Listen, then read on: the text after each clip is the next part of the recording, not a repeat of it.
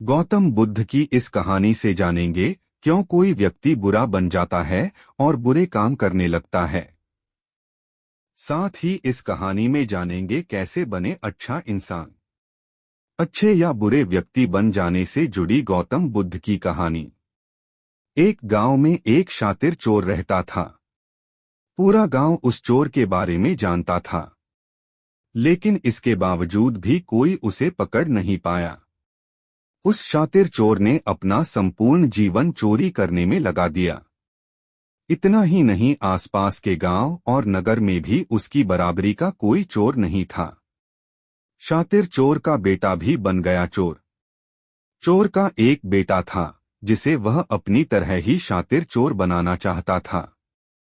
इसलिए वह अपने बेटे से हमेशा कहता था कि कभी किसी साधु या सन्यासी के उपदेश को मत सुनना। यदि कोई कुछ कहे भी तो अपने कान बंद कर वहां से भाग जाना।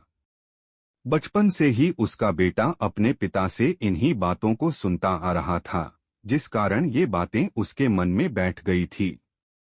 ऐसे में बड़े होकर बेटा भी अपने पिता की तरह शातिर चोर बन गया। एक दिन उसे बड़ा लालच आया और वह राजा के महल में चोरी करने के उद्देश्य से जाने लगा।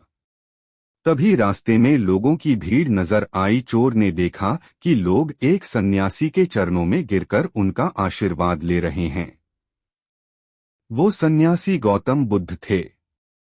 चोर साधु सन्यासी से दूर रहता था, क्योंकि उसे अपने पिता से यही सीख मिली थी। लेकिन भगवान बुद्ध को देख वह उनकी ओर आकर्षित हो गया। इसका कारण यह है कि पहली बार उसे किसी तेजस्वी व्यक्ति के दर्शन हुए थे। अचानक उसे पिता की बात याद आ जाती है कि साधु सन्यासियों से दूर रहना चाहिए। चोर असमंजस में रहता है कि वह सन्यासी के पास जाए या चोरी करने के लिए आगे बढ़ जाए। एकाएक उसके मन में यह प्रश्न आता है कि आखिर पिताजी क्यों साधु संतों से दूर रहने को कहते थे। इसका उत्तर जानने के लिए चोर भी लोगों के बीच बैठ जाता है और भगवान बुद्ध के उपदेश सुनने लगता है। बुद्ध लोगों को झूठ बोलने की व्यर्थता और विश्वासघात के बारे में बताते हैं। उपदेश समाप्त होने के बाद सभी लोग अपने घर लौट जाते हैं और चोर भी चोरी करने के लिए महल की तरफ निकल जाता है। लेकिन पूरे रास्ते वह यही सोचता रहता है कि क्यों न एक बार उस सन्यासी के उपदेश में कही बातों को मानकर देखा जाए। इस तरह से वह चोरी करने के लिए महल की दीवार से कूदने के बजाय महल के द्वार से अंदर जाता है। उसे देख महल के द्वारपाल उसे रोकते हैं और भीतर जाने का कारण पूछते हैं। चोर कहता है, मैं चोर हूं और महल में चोरी करने जा रहा हूं। द्वारपाल उसकी बातें सुनकर हंसने लगते हैं और कहते हैं, जरूर यह महल का सेवक या नौकर होगा और हमसे मजाक कर रहा है। यह सोचकर वे उसे महल के अंदर जाने दे देते हैं। जिसका नमक खाया उसके साथ विश्वासघात नहीं करना चाहिए। महल जाने के बाद चोर खजाना रखे तिजोरी के पास पहुंच जाता है और तिजोरी को तोड़कर धन और आभूषण को पोटली में भरकर भागने लगता है। तभी उसकी नजर महल के रसोई पर पड़ती है। रात होने के कारण सभी सो रहे होते हैं और रसोई में कोई नहीं रहता है। चोर को जोर की भूख लगी थी, इसीलिए वह रसोई में जाकर पेट भर खाना खा लेता है। इसके बाद चोर वहां से जाने लगता है। तभी उसे बुद्ध के उपदेश में सुनी दूसरी बात याद आती है कि जिसका नमक खाया है उसके साथ कभी भी विश्वासघात नहीं करना चाहिए। चोर सोचता है, मैंने इस महल का नमक खाया है, ऐसे में इनका धन चोरी कर मैं इनके साथ विश्वासघात करूंगा। इसीलिए चोर चुराए हुए धन को रसोई में ही छोड़कर जाने लगता है। महल के एक व्यक्ति की नजर चोर पर पड़ जाती है और वह शोर मचा देता है, जिससे महल के लोग चोर को पकड़ लेते हैं और राजा के पास ले जाते हैं। राजा चोर से पूछता है कि जब तुमने चोरी कर ली थी तो फिर इसे छोड़कर क्यों जा रहे थे। चोर कहता है, एक सन्यासी के उपदेश के कारण। संगत और उपदेश से होता है व्यक्ति के व्यक्तित्व का निर्माण। चोर की बात से राजा प्रभावित होते हैं और उससे कहते हैं, अगर तुमने ऐसे उपदेश बचपन से ही सुने होते तो तुम कभी चोर बनते ही नहीं। इतना कहकर राजा ने उसे कोई सजा नहीं और छोड़ दिया। लेकिन राजा ने उससे कहा कि एक बात याद रखना, सही संगत और सही उपदेश से ही व्यक्ति अच्छा इंसान बनता है।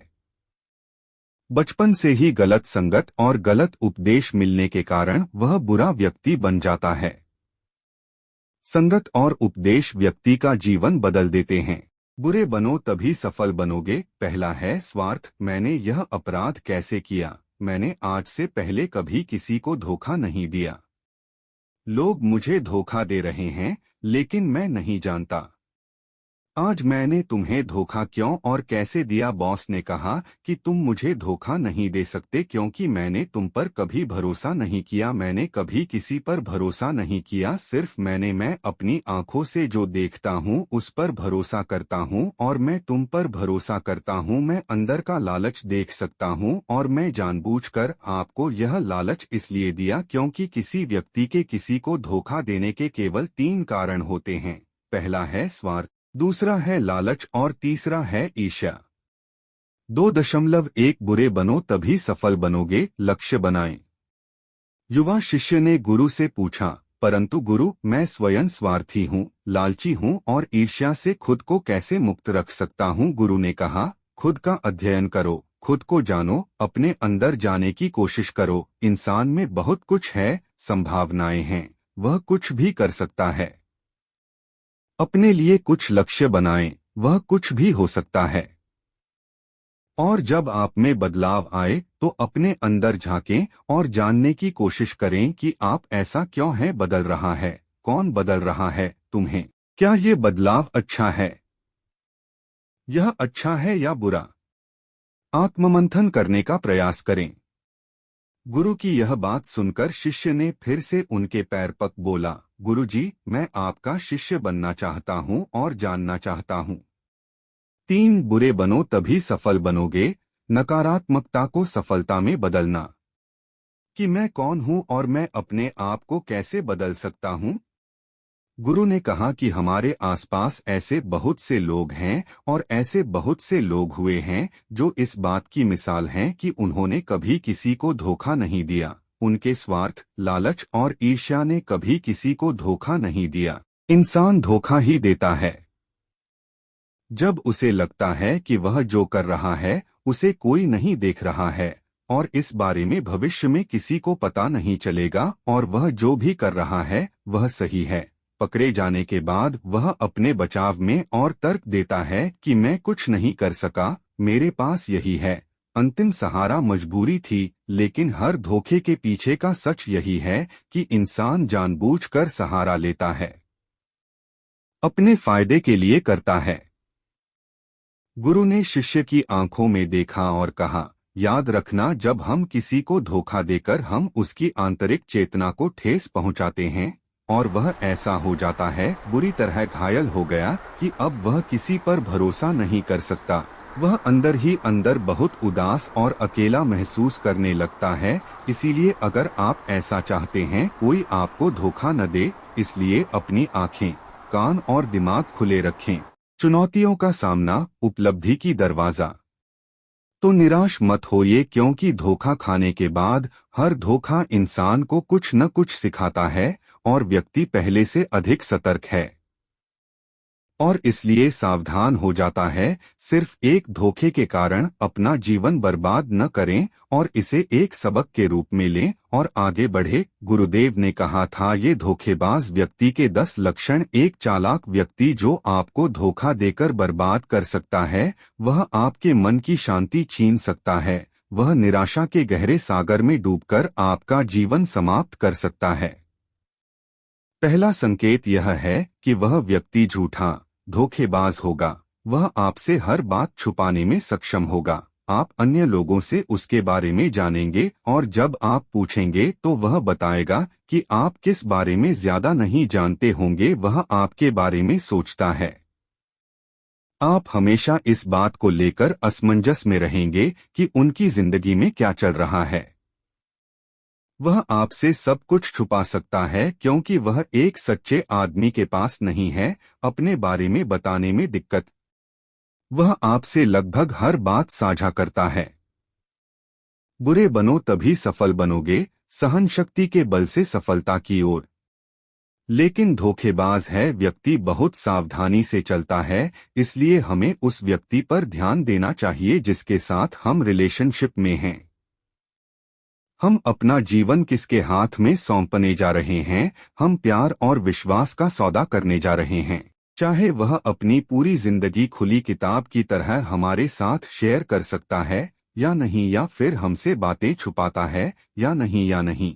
यदि वह छिपता है तो वह व्यक्ति बहुत बड़ा धोखेबाज होता है। दूसरा लक्षण यह है, जो व्यक्ति धोखेबाज है या जो हमसे सच्चा प्यार नहीं करता, वह कभी भी हमसे सच्चा प्यार नहीं करता, हमसे सच्चा प्यार करता है।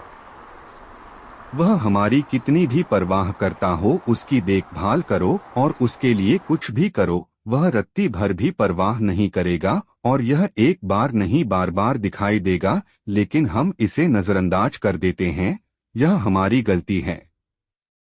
अपने जादू के कारण हम कोशिश करने पर भी सत्य को अपनी आंखों के सामने नहीं देख पाते। थोड़ा और सचेत होकर देखना कोशिश करेंगे तो पता चलेगा कि वह हमारी परवाह नहीं करता। तीसरी बात, जो व्यक्ति धोखेबाज होता है वह बहुत बड़ा झूठा भी होता है। ये उसके अपने शब्द हैं, अपनों से मेल नहीं खाते, जुबान बदलती रहती है, वो हमसे नहीं अपनी बात रखते हैं। उसके झूठ में फंस जाओ। चौथा लक्षण, धोखेबाज व्यक्ति वह हमारे सामने हमारी चापलूसी करेगा और हमारी प्रशंसा करेगा, परंतु हमारी पीठ पीछे वह ऐसा करेगा। कभी हमारी स्तुति न करो और न हमारा आदर करो। भले ही हम उसके लिए मर जाएं, वह कभी भी हमारी प्रशंसा नहीं करेगा और हमें कभी उतना महत्व नहीं देगा हम अपने जीवन में देते हैं, क्योंकि वह हमें एक दिन धोखा देगा। इसलिए यह बेहतर होगा। नकारात्मकता को सफलता में परिणाम देने की कला।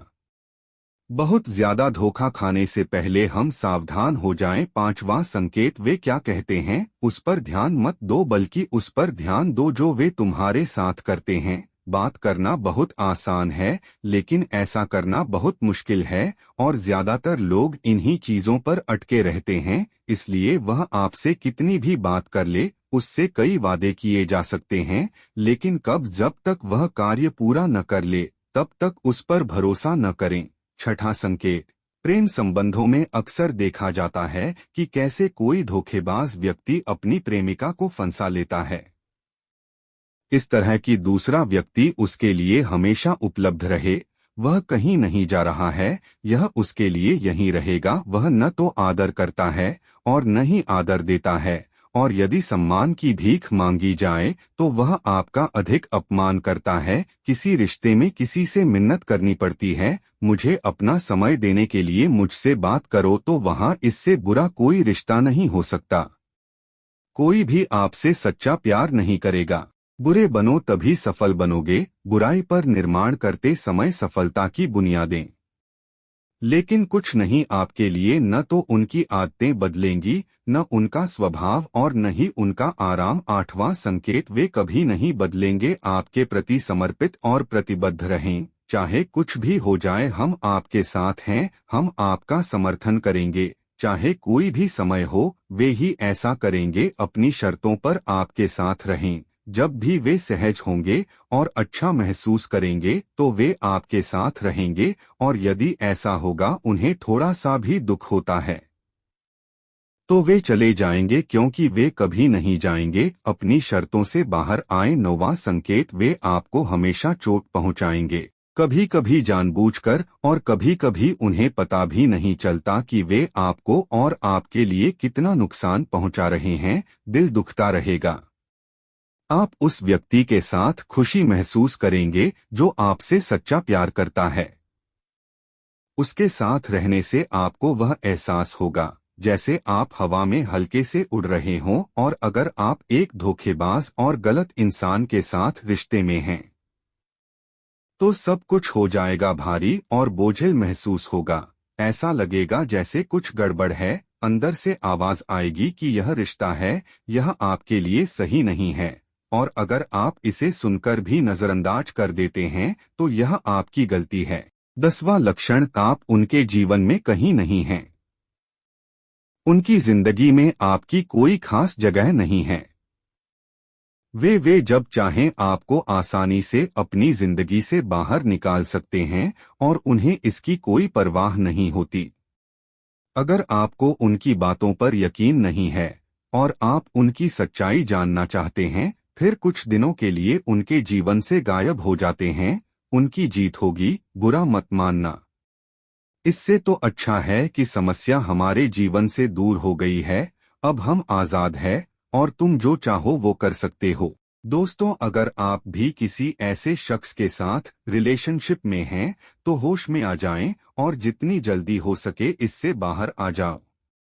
यकीन मानिए, ऐसे रिश्ते से बाहर आने के बाद आपको शांति, सुकून और प्यार मिलेगा। दुनिया में और क्या, केवल एक ही व्यक्ति है। अगर आप एक बुरे इंसान को छोड़ोगे तो आपके जीवन में 10 अच्छे लोग आएंगे जो आएंगे आपका सम्मान और प्यार करता हूँ। और जब तक आप ऐसे झूठे व्यक्ति के साथ हैं, तुम्हें कोई दूसरा अच्छा इंसान नजर नहीं आएगा। लेकिन जैसे ही तुम ऐसे धोखेबाज इंसान को छोड़ोगे, आपके जीवन में अच्छे लोग आने लगेंगे। एक बात और, आजकल वही हैं। 8 बुरे बनो तभी सफल बनोगे।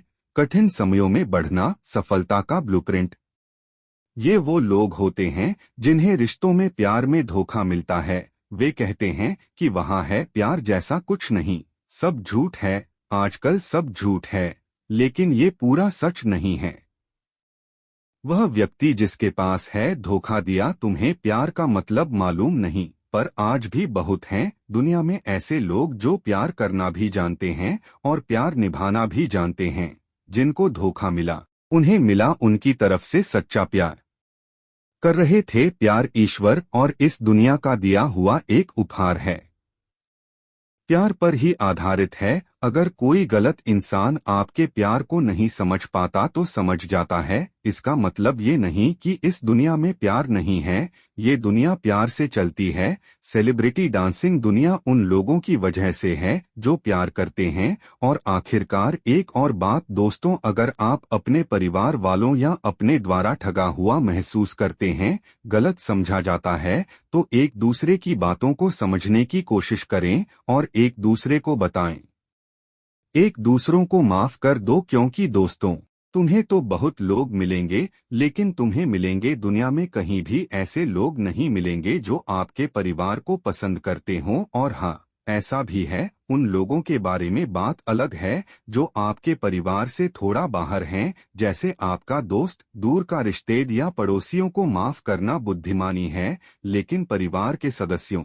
इसलिए दोस्तों, मैं आशा है कि आपको इस कहानी से कुछ अच्छा सीखने को मिला होगा। बुरे बनो तभी सफल बनोगे। लाख बुरे हैं हम पर तुम तो अपनी अच्छाई दिखाओ। हम बुरे नहीं थे, अब तुम याद करो, तुमने हर बार हमें बुरे वक्त में ही याद किया है। आज तो इसलिए बुरा बन गया हूँ क्योंकि तुम्हारा बुरा वक्त बीत गया है और अच्छा वक्त आ गया है। चांद उगता गया और सूरज ढलता गया, मैं ज्यादा अच्छा बनने की कोशिश में सबकी नजर में बुरा बनता गया। वक्त बुरा है साहब, मैं बुरा नहीं। और अगर मैं बुरा हूं तो फिर कोई भी अच्छा नहीं। जब जब अच्छाई की खोज में निकला, दुनिया ने मुझे बुरा कह के पुकारा, और जब जब लोगों के बुरे वक्त में साथ दिया, लोगों ने मुझे अच्छा कह के पुकारा। आज का यह स्पीच बहुत ही जरूरी टॉपिक पर है। अगर आपने इसे पूरी अच्छी तरह से समझ लिया तो इसी वक्त से आपकी जिंदगी की आधी से ज्यादा समस्या खत्म हो जाएगी और जिंदगी पटरी पे दौड़ने लगेगी और जिंदगी में फैसला अच्छा लेने लगोगे। बचपन में एक बार मेरे पिताजी ने मुझे कहा कि जा बकरी चराने के लिए एक लकड़ी खेत से ले आ।